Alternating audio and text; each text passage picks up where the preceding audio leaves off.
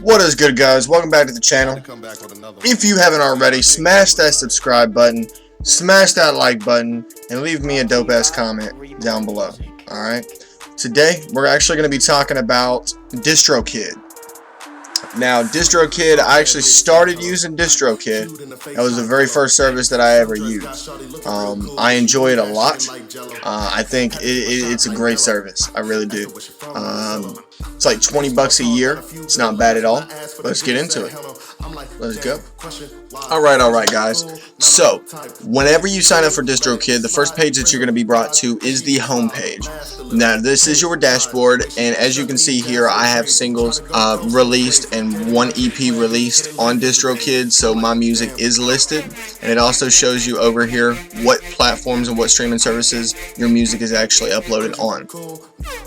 So, looking at this screen, the place you're going to want to go to is up in the top right. You're going to click on Upload. Now, it's going to bring you to the Upload screen. In this first box, first thing we want to do is to make sure that all of these boxes are clicked so that we can make sure that all of your tracks get sent to all of the stores, right? Next is going to be the number of songs. So you basically just want to choose how many songs that you want to upload. For me, right now, I'm going to do one song, just a single. Next is going to be previously released. Has this song been released on other platforms before? Next is the artist or band name. You just want to make sure that you put your artist name in there. Now, if you have used another service before, you will already be on Spotify and Apple Music, so you want to make sure that you find your profile under here. Make sure that it's the right one, so nobody else gets paid for your royalties, and just make sure that that's all correct. Next is going to be the release date. You cannot do this unless you upgrade to a higher plan than the basic plan. By default, it's going to be set to today. iPhone's pre-order or iTunes pre-order, you can't do this unless you upgrade as well. So if you want to do that, you would have to upgrade. The next is going to be the record label. By default, it's set to distrokid.com. If you want to change that, you're going to have to upgrade as well.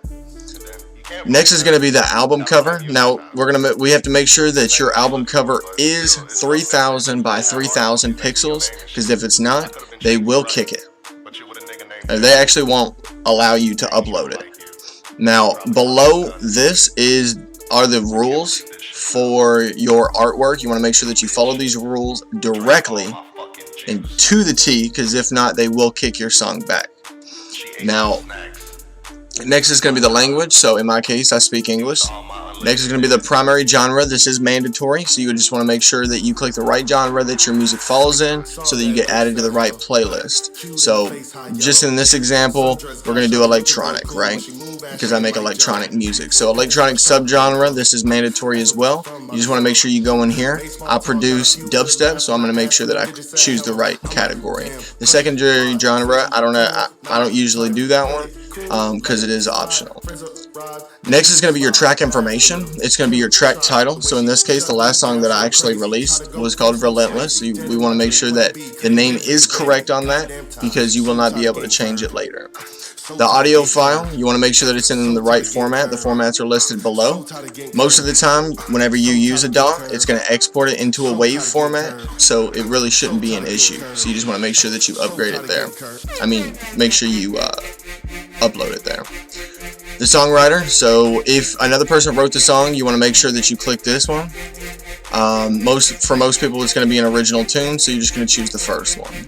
Next is going to be the songwriter's real name, so just your first and last name.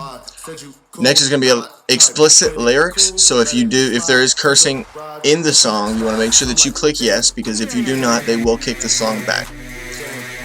Next is going to be a radio edit. Has your song been edited to be on the radio, and is that the version that you're uploading right now? If so, then you're going to want to make sure that you click yes. If not, no. Next is going to be instrumental. If you produce electronic music and there are no vocals, or if there's just no vocals in general, then you're going to want to make sure that you hit instrumental contains no lyrics. That's what I choose for most of my songs. If it does contain lyrics, you're going to want to make sure you click the first one. The preview click start time. This has to do with TikTok, Apple Music, and iTunes. So you can let the streaming services decide. They're usually pretty good about it.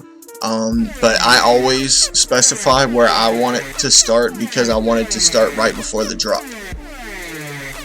Now, the next is the iTunes price. This is another feature that you can only get by upgrading.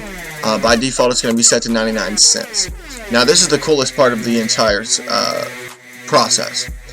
These are the extras. They are optional, but awesome.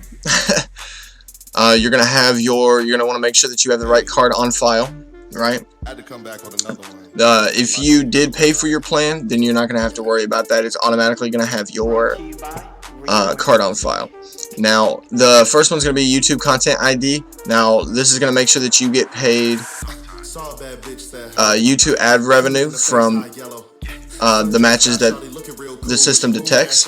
Next is going to be the Store Maximizer. Now, this is really cool because they're constantly adding new services. Like before TikTok was even popular, it wasn't listed on the services. So people's songs that were uploaded to Distrokid before TikTok was even a thing are not on TikTok now, unless they chose this Store Maximizer service. Now, this is $7.95 a year, which isn't bad. Next is going to be Shazam and iPhone Siri. This is mandatory. Personally, I think it would be an amazing idea for you to make sure that you do this. $1 a year is super cheap for people to just be able to pick up their phones and say what song is playing, and for that song, for your song to be able to pop up on their phone. Next is going to be the Title Master. Now, what this actually is Title offers music at a better quality than all the other music streaming services. So if you want your music to be streamed on Tidal in that super awesome quality, you're going to want to make sure that you choose this. It is $9 a year. I mean, $9 one-time fee, so it's not bad. Next is going to be Leave a Legacy. So no matter whether your card gets declined or you cancel your account or whatever happens, they will never delete your music. This is a $29 one-time fee. You will never have to pay that fee again. Now, below the options are the mandatory boxes. You want to make sure that you click every single one of these boxes, or else they will not allow you to send your song to the store. Next, we're going to click Done, and then it's going to send your music to the stores. I hope that this tutorial helped you. I hope you get your music in stores. If you watched my video and it helped you send music to the stores, drop your music in the comments. I want to hear your music. Okay? So, I just want to personally say thank you for being here, for staying till the end of the video. If you enjoyed the video, please leave a like. Please subscribe to the channel. I got a lot more content coming soon. Much love, and I'll see you guys in the next video.